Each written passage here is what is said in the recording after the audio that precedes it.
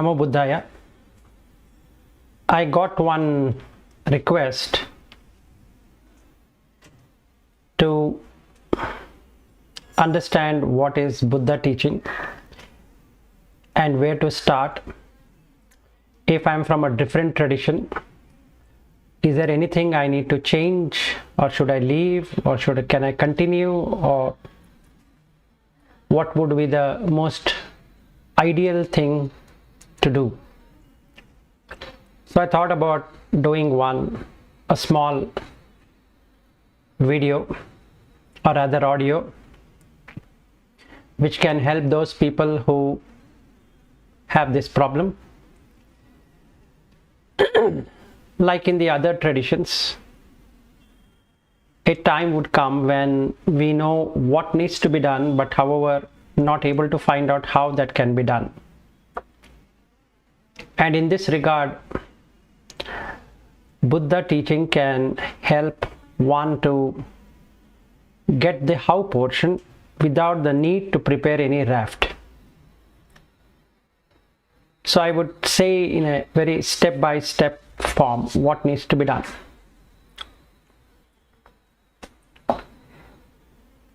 If I am a follower of Vedanta,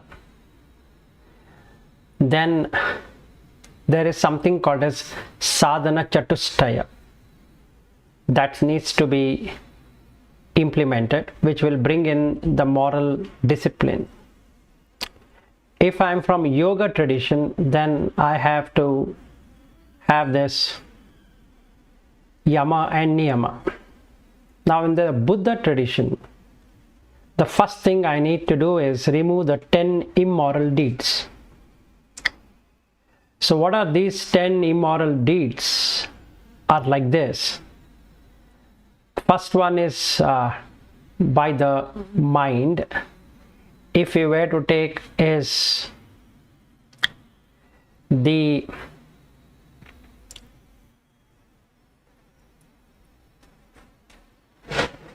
excessively getting into the sensual realms, or believing that sensuality is the only thing that can be there.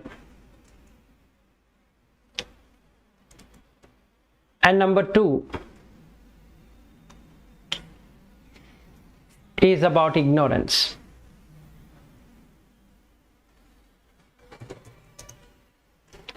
So these are the 2 things which are there by the mind. And then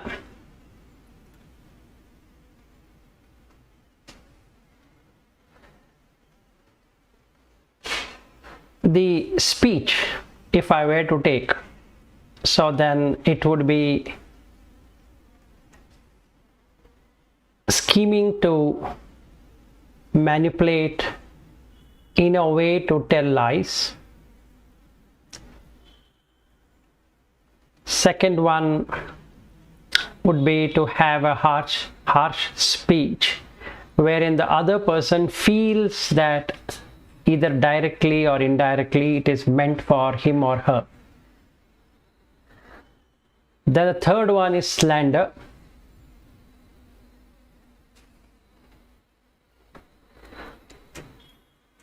The fourth one is the empty gossip on worldly things.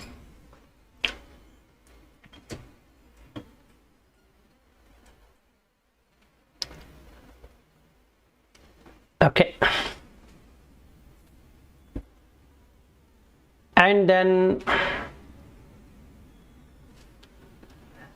the actions is killing. It can be character assassination. It can be killing one through his speech.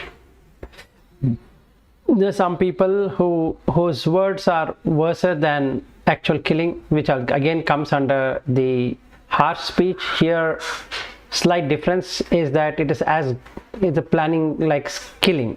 And the third one is the actual action of killing. Then the stealing, and this improper uses of the senses than what it is supposed to be. So these are the 10 immoral things. 4 from the speech, 3 from the body, and there are 3, I said 2 about it, and the third one is the ill will. So if somebody were to remove these three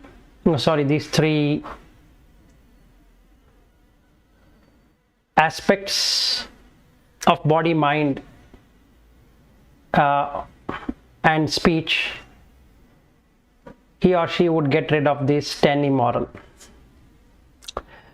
So first and foremost, to know this, just like in the other traditions where it doesn't say how to do it, here we have the 5 precepts which has to be established, or some people can establish 8 precepts, or whatever it is, 5 precepts is good enough,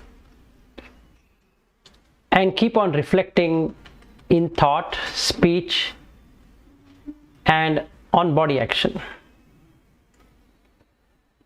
Initially it becomes difficult because one would be breaking those precepts, but if I start today and I start concentrating on that, and since other traditions also teach about moral values, it becomes easy to implement. What I need to do as how here is to keep on watching the mind where it is going. Now the question comes how to watch the mind, for which there is this awareness meditation. So those who have already experienced awareness meditation, it becomes very easy to be aware of these 5 precepts being broken. So within a week's time, at the max, the person can be established all the time in the 5 precepts. Then when the 5 precepts are taken, a person can start looking at anatta, that is the personality view not being there. I made some videos which can be of help regarding anatta. So there are 4 of those videos where one can really penetrate into the anatta. And because he can penetrate into anatta, he can understand and penetrate the dukkha, which then opens up the third one called as anicca, which is arising and passing away of everything. So even though I have a thinking as a concept that everything is nicca, that is no arising and passing. So what we have done as humans is we have created concept, because concepts make it sure that they exist as is. Let's say there is this beach where I would like to go and enjoy over weekends or over holidays, and I have named it as XYZ beach. Even though the waves are coming and going, the name of that beach remains as it is. So at any point in time, if I were to go to that beach, the name remains intact, which gives me that non-arising, non-passing away experience. Just like I have a name to the body, even though the body is aging, the name is almost like a fixed thing. It is not moving along with the body. So what I can say then is, I was a child and I was a boy and I was a teenager, and then I was an adult, then I was a middle-aged and going towards the old age.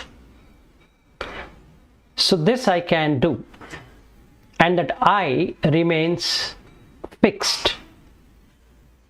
It's beautiful in that way. So because arising and perishing is not seen in the names,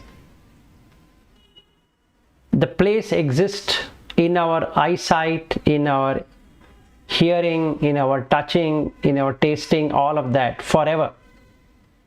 Let's say McDonald's have a burger. We know they have a burger. If Pizza Hut sells the pizza, we know for long history that pizza was there. So it's fixed. So anytime I go to Pizza Hut or I go to Domino's, I go to US Pizza or whatever it is, then I know that I can get it, because that shop or that restaurant has been there with that name. So we have named everything to give a fixed appearance that gives us stability, basically. So what a human being is looking at is stable on one side and secure on another side. So we always call it as a stable job, stable family, stable house, stable monetary condition, because that all makes us secure. But no matter how much we do to make it stable, it's not going to be. So that's the dukkha. So you need to do this dukkha all the time. So after establishing the precepts, one should start contemplating on this personality view, person view, and that throws up the dukkha, and also that shows us that there is nothing called as fixed. Everything is variable, and everything is not only variable, it is conditioned, and it is not only conditioned, it is dependently originated. So in the Buddha Dhamma, another two things what you will be learning is the conditionality and dependencies. Once you are clear on these three characteristics, that is, nothing is fixed in reality and not as per one's wish. Oh, I wish the rain doesn't come. It will come when it has to come. Oh, I wish today is a holiday. Oh, I wish there need not be any virus infection. Oh, I wish the disease shouldn't appear. Oh, I wish I was in a holiday ranch. It's just a wish. That doesn't do anything. So nothing in this world can be as per one's wish. If condition matches, then it is there. If the condition is removed, it's not there, no matter what one does.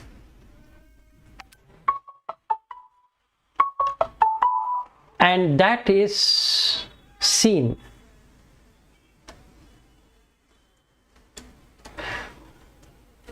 So that will show us the dukkha. And I don't want to use the English translation for dukkha because that makes one worried, because then it becomes like world is full of suffering. No. So that throws up our aspect on the dependent origination. Now what is this dependent origination? It's called as paticca samutpada. but I will explain to you in a very simple way. So let's say I have fixed Miami Beach. I'm in US and I'm Florida and I love Miami Beach, and that's the place I want to be. So now I have flown all the way from Bangalore to say New York, and I'm somehow in Miami Beach. Now there is this fixed thing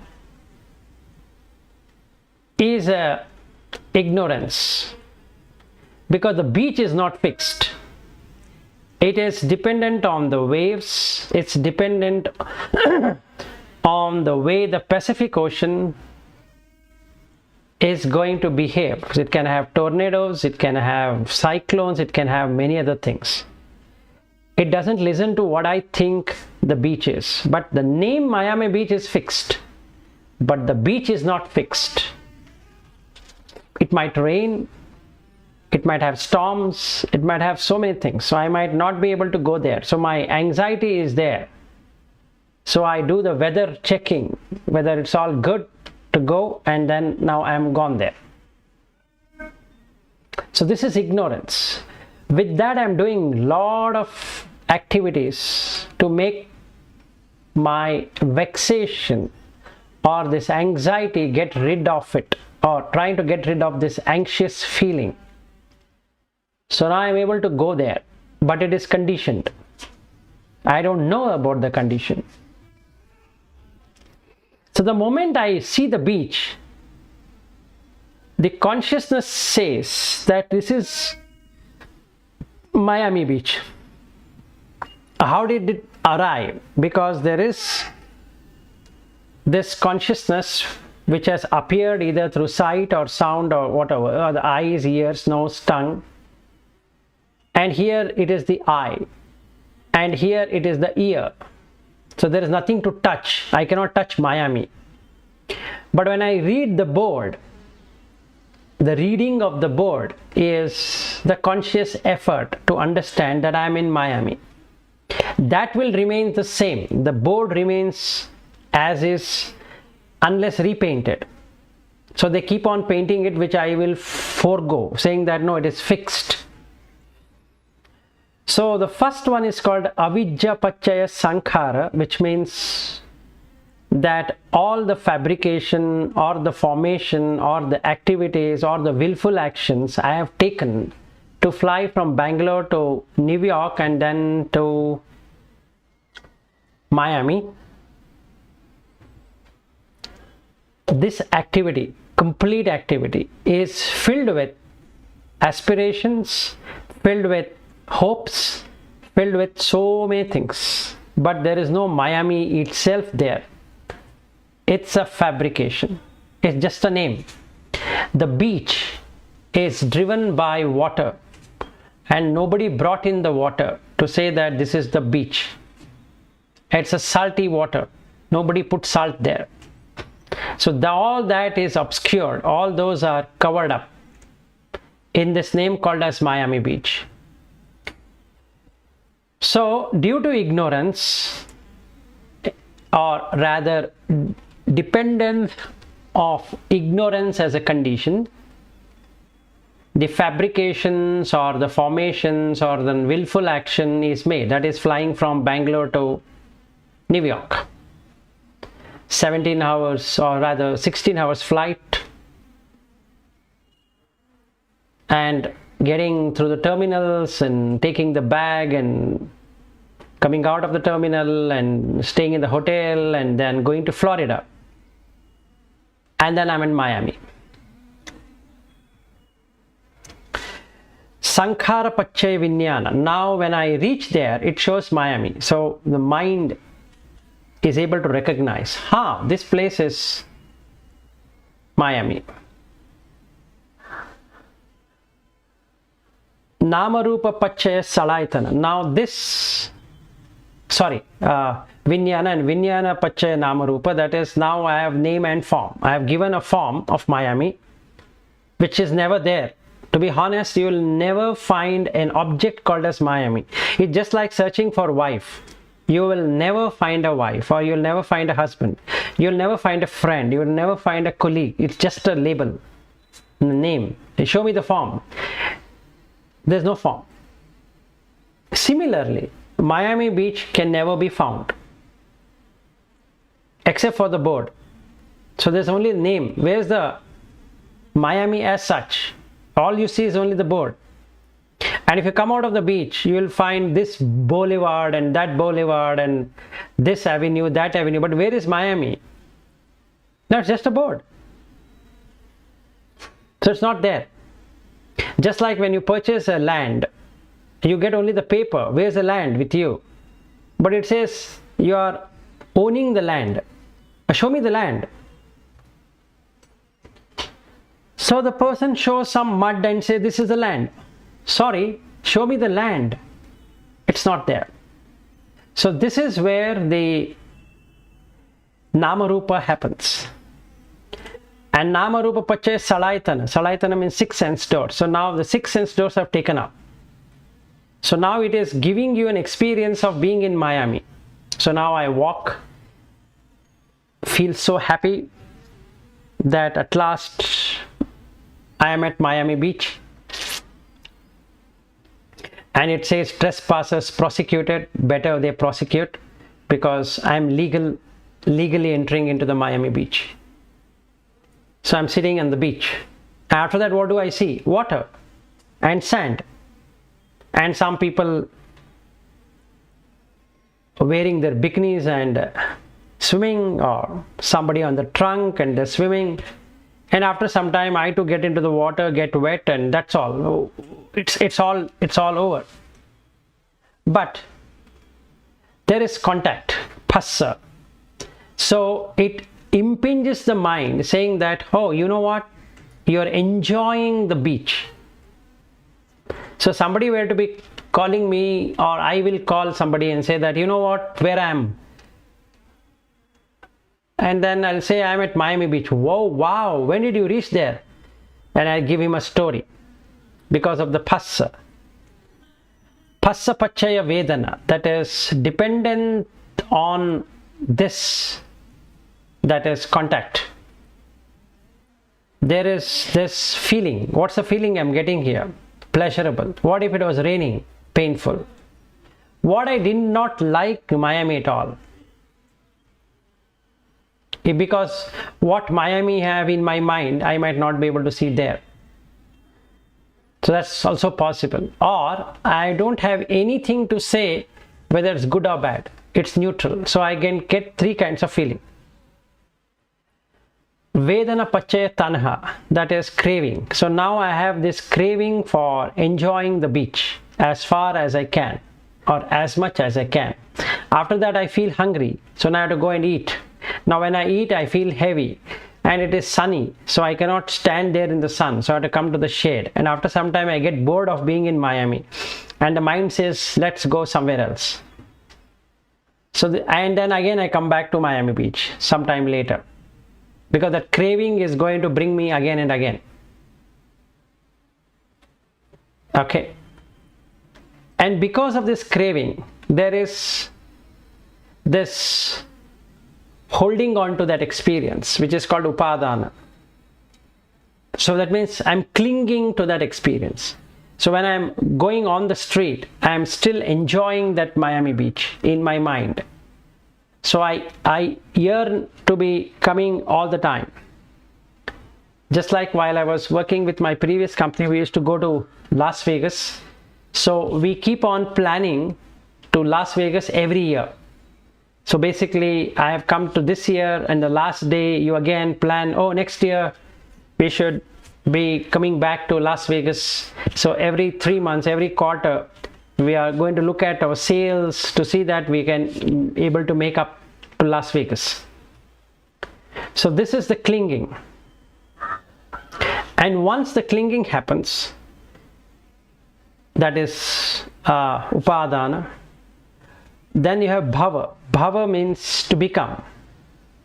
So I want to become something. In this particular case, I want to come back and become that what I was on that day, that is today. I played in the Miami Beach, enjoyed. I'm going back to the hotel. Next day, they say it's storm. And you are banned from going to Miami Beach. Oh my goodness. This is not fair. Okay, so this is what is going to happen. That means it's again condition. So I don't understand the condition basically. But dependency is based upon that condition. Then I want to become. And becoming will give into the birth. So the birth is either in the womb or otherwise. So now I have become that. I have become the surfer. I want to surf the beach. Or I want to go underwater. I want to do a boating. I want to do jumping or banana split or this or that. So a lot of games. So I want to be born as that. So my mind is born with that. And after that, there is aging of it. So the time passes away and then the body gets worked up. The body cannot take it any longer. And hence the interest is gone. Just like if I want to go on a roller coaster ride, initial roller coaster ride looks good, but the next time I really don't like it because it's already gone into aging. Then comes marana, that is death. That means you have to exit out of that Miami Beach. You cannot enjoy anything forever. And there is nothing called as fixed. Initially it showed fixed, but now when I am tired, I forget all about the beach. In fact, I don't even look back the beach. I had enough of beach. Now I don't care about that beach any longer. And then there is sorrow because it is ended. There is lamentation, what went well, what did not go well. So just like we, at the end of every project, we do what went well, what did not go well and all that. Then grief, then body aches, then despair, and that's all what one can find. So this is what the dependent origination is all about, and this is practical actually. We can see it happening in everything we do. The name is the one which gets you fixed that it exists. So what are we in search of is that fixed thing. And there's nothing called as fixed thing except the name. There is no form. So this is the difference between the other traditions and Buddha teaching, is that it gives you the how portion to penetrate and see. It's only the name. There is no form. Just like the wife is the designation given. There is no form of a wife. A woman is called as a wife, but there is no form called as wife. So the body is decaying and decaying and decaying. Ultimately the body collapses, but the wife exists in the mind. So I will call it as ex-wife. If I have divorced, I'll say ex-wife. If the person is dead, then I'll call it a late wife. I had my wife, she's dead. Okay, so the wife exists in the mind only. There is no physical structure called as wife, and since it is in the mind, that's a problem. So all of this, like what we did in Miami, is all in the mind. There's nothing physical about it. If you really penetrate and see, the beach has been changing every moment. The waves are different. The time I entered into the beach to the time I exited out of the beach, none of those waves are the same. So there is no fixed. But the mind is fixed on the name Miami Beach. So anytime I go, like, it's been years since I went to Las Vegas, but if I were to fly to Las Vegas exists. So this fixed. So it is stable and it is also secure because it has not gone out. Only the buildings might have changed and something might have changed, but then I know that Las Vegas is there. So what you'll understand in the Buddha teaching is that you will not only penetrate into anicca, dukkha, anatta, but also into this dependent origination. So once you have a complete knowledge of dependent origination and the characteristics, you are ready to penetrate into the Four Noble Truths. That is the first truth about suffering. That is, the naming of anything is suffering, because that is when the birth of the condition starts. The moment anything is named, it goes into death. If you don't name anything, then there is no death. So naming creates form. Just like I have been given a name, my first name and last name, and that is the one which is going to death, because it is attached to the body. And since the body is dying, the person is also dying. What if there was no name? Would anybody be born, or anybody is going to die? As long as consciousness remain in the body, that's all what it is. So you will really see the suffering, not suffering, the dukkha. What is dukkha? Then you will understand the second noble truth, which is the cause of suffering. We know that it is because of craving. I am craving for sensual, I am craving for bhava, that is to become something, and I am craving for vibhava, which means I don't want that thing to happen. So I am craving. Basically, I exist and craving exist. And the third noble truth is how to eliminate that. What is that? It takes you to eliminate that craving. And the fourth one is the step followed to remove the craving. So you will get into experiencing this Four Noble Truth. And before that, you will also experience something about 5 khandhas, which are aggregates. So this is Rupa Khandha, that is sight, sound, taste, touch, smell and thoughts are the rupas which are coming into each of the senses and giving you an opinion that you are seeing, you are hearing, you are tasting, you are touching, you are smelling and you are thinking, but actually you are not there at all. It keeps coming and going, coming and going.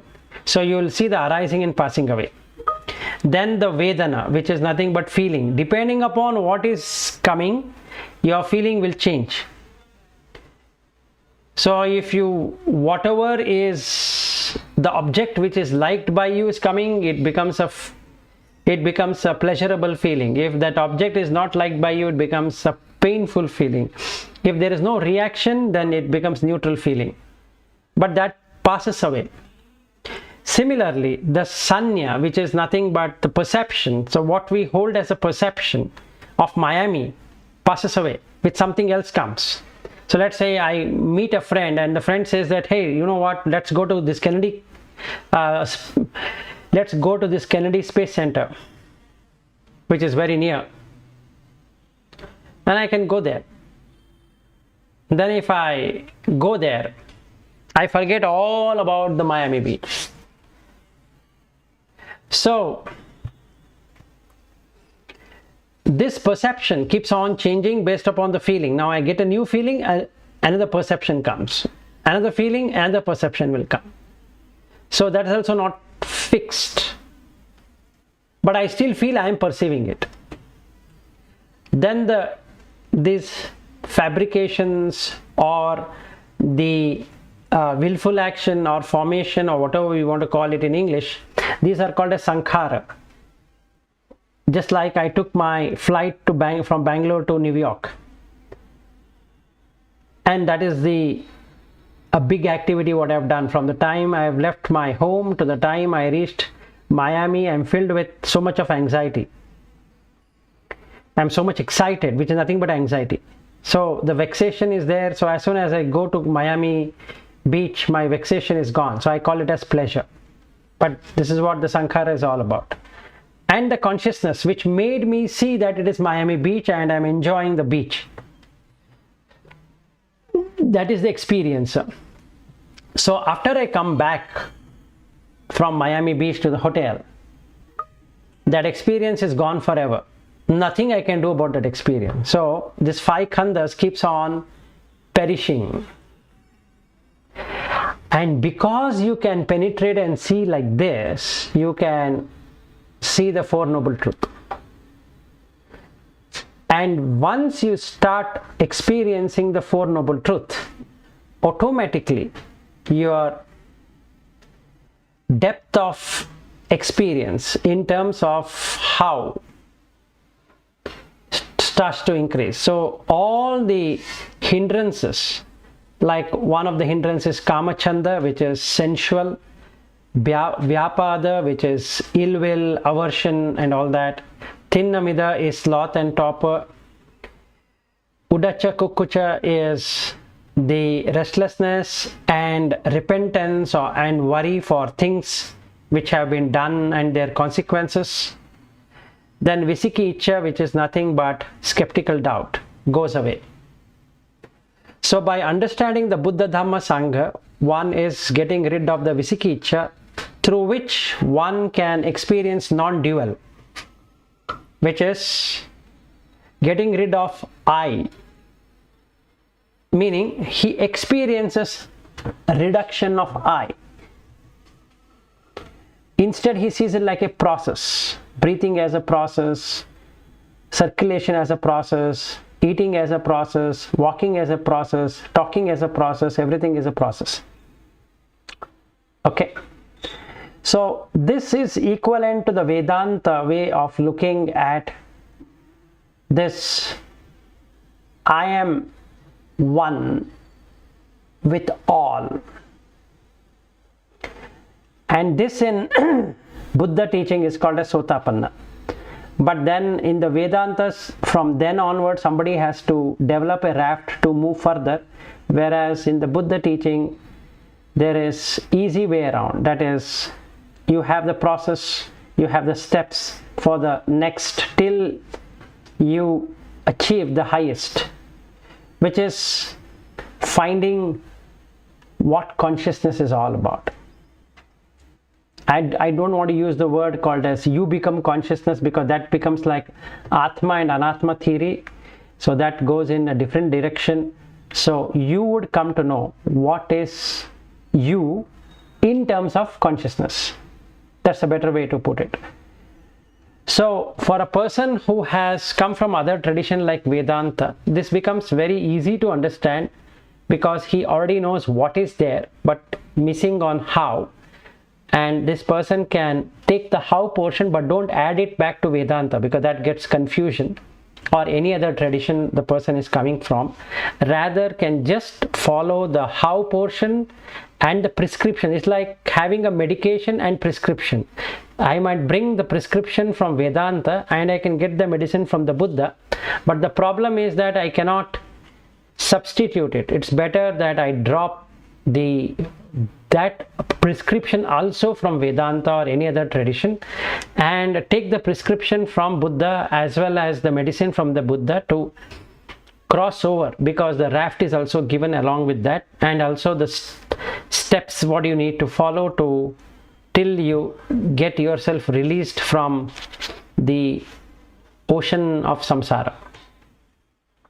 Hope this a small information is of help, and look forward to talk to you soon. Thank you.